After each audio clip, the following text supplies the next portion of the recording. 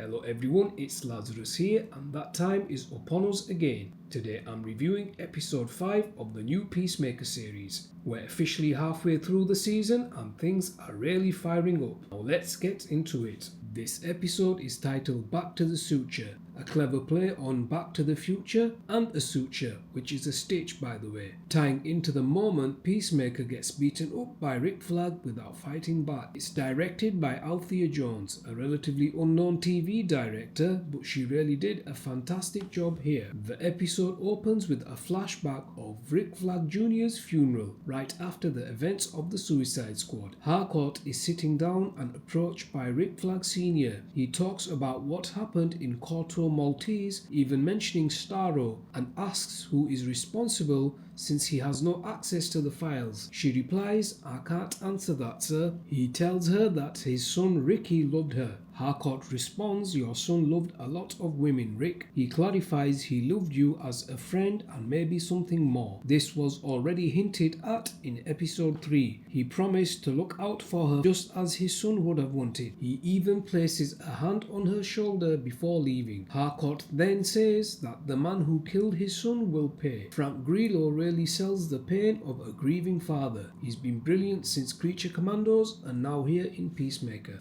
After the opening credits, we get a wide shot of Cooperberg Park, named after the DC Comics editor Paul Cooperberg. Rick Flag Sr. is leading the operation just as his son once did. He asks if everyone has eyes and we cut to all the agents. We are also treated with a funny reaction from Tim Meadows. Is it just me or does Agent Klein look a lot like Sean William Scott? Let me know in the comments if you see it too. Judo Master spots Chris, but Chris knows exactly what's going on. He hides behind people and even maneuvers through a dog pen to dodge sniper fire. When he reaches Harcourt, he rips off her mic and throws it away. He only wants to know if she feels the same way about him. She shuts him down, saying she was intoxicated at the time and wished it had never happened, which makes sense considering her bond with Rick Flag Jr. Chris is heartbroken. Before he leaves, he asks if there were anything between her and Rick. She says Rick was her only friend. Flag gives the order to move in. Judo Master misses his shot and gets Agent Klein instead. Klein gets knocked out, then Chris lifts him in his signature attitude adjustment position. He even cracks a joke calling Flurry Shaft,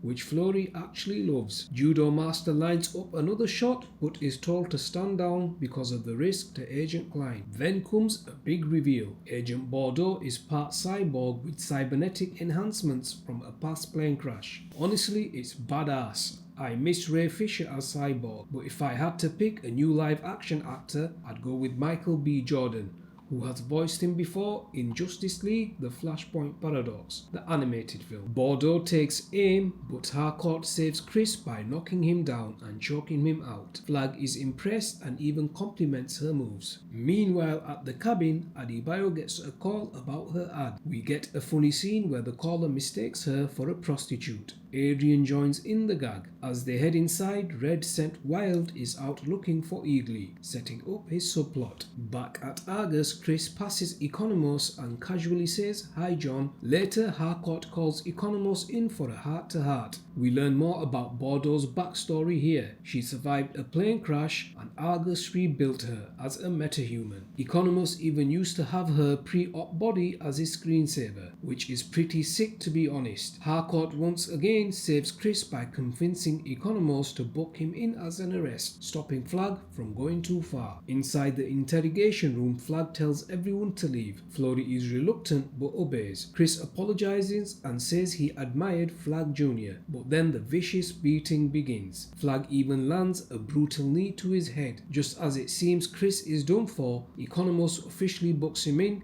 stopping the assault and saving his life. Flurry even says, "It's good that you did that," to Economos. This adds layers to his character, showing he has a heart, despite being disrespected when Economos spat on him in the last episode. Red Scent Wild continues hunting Eagly. He poisons a rat, but a fox eats it and dies instead, which is surprisingly sad. Weta did a great job with the CGI here. Eagly sees all this happening. Another big reveal was Eagly's true form. Red Scent Wild thought he had killed Eagly, the Prime Eagle. But little did we know, he was right all along about Eagly being the prime eagle.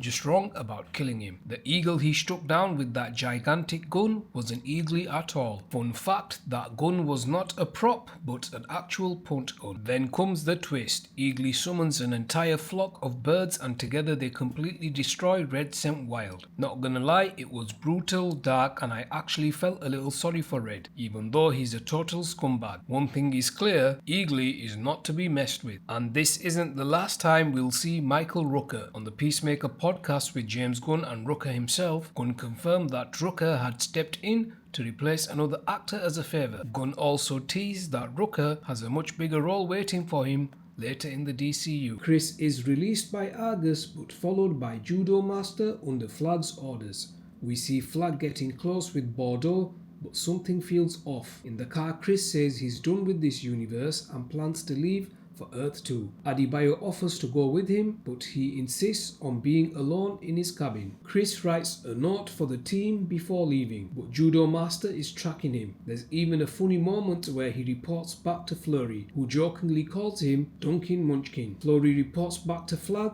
who is seen flirting with Bordeaux. Chris enters the quantum unfolding chamber with Eagly. The portal closes behind him, but Judo Master dives in at the last second. Judo Master also left a note behind, but was found by Adebayo. On Earth 2, Chris cleans himself up and then heads into his bedroom, only to be met by his brother. He's told to suit up because there's a kaiju downtown, the same kaiju from James Gunn's Superman, but in this universe. The universe building this season has been fantastic. The gang find Chris's letter. He says he wants to be with his family and the other Harcourt, that he loves them all but doesn't belong here. He leaves the alien canister, as he describes it, with the gang so they can gain favour with Argus. Everyone is devastated, especially Adrian, who sobs his eyes out whilst hugging Adebayo. He just lost his best friend. Then we hear November Rain by Guns N' Roses as the emotional weight hits. Perfect song choice if you ask me. The 11th Street kids decide they're not giving up.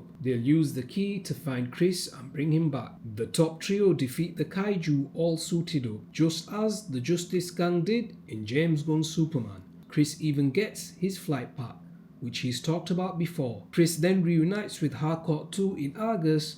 They run and hug in a heartfelt ending. The credits roll over with Take Me For A Ride by Bad City closing the episode on a high energy note. And finally, the post-credit scene is classic James Gunn. Adrian boring Adebayo and Chris with manta ray facts.